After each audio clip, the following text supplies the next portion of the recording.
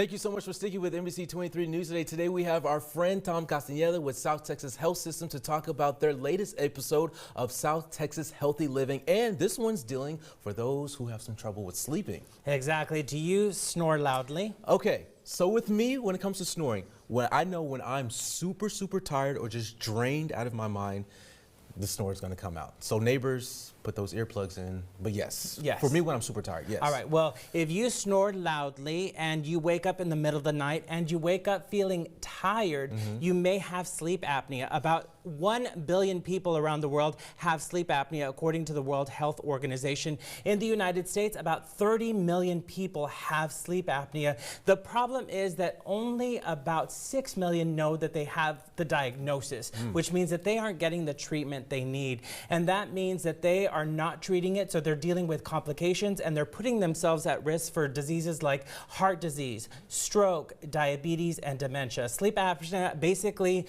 affects your breathing overnight. You stop breathing, and that lack of oxygen over time is what health experts say causes these long-term complications. So we actually sit down with Dr. Frank Glatz. He's a local ENT here in the Rio Grande Valley to talk about what causes sleep apnea, what are the risk factors, and the warning signs that you should be looking for. Okay, and then also too, in this episode, are there any patients that give their stories with sleep apnea? We actually talked to a 60-year-old PSA Memorial teacher who has been living with sleep apnea for 2 decades. Imagine 2 decades. He was diagnosed about a decade ago. He was prescribed a CPAP machine, and if you've ever seen a CPAP machine, it's really constricting on the face. It takes up a lot of space on the face, as we say, and that device was causing him some serious anxiety. So he wasn't even able to get the sleep he needed. So he had a procedure done. It's a surgical procedure, a minor surgical procedure that he had done, and that actually has helped him sleep better. So we talked to him about the impact of his sleep apnea over time, how it was affecting his ability to concentrate,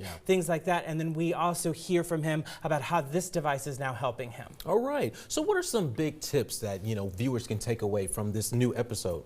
Well, the biggest keys are that you need to exercise and you need to eat well. So we are going to have an exercise demo. We're actually going to be doing not just exercise in general that you hear about, the running, the yoga, all of those things, but we're actually going to be showing you some exercises that you can do for the tongue, the neck, and your posture that will help you with your breathing overnight, and it'll basically, hopefully, prevent sleep apnea. Very good. All right, so those who are tuning in this morning and they want to catch this latest episode with sleep apnea, where can they go? What times is it? And where can they find this information? All they have to do is tune in this Sunday, January 26th at 9 a.m. right here on NBC 23. You'll be able to get all of those details, and we're going to have some great prevention tips as well. One of the keys obviously being making sure that you maintain a healthy weight, but even learning just how you should be sleeping, whether it's on your stomach and on your side are the 2 best ways to sleep. But you're going to learn all of that and more by watching South Texas Healthy Living. Sounds good. All right, Tom, thank you so much for waking up with us this morning. This is going to be very educational, especially for those who have sleep apnea,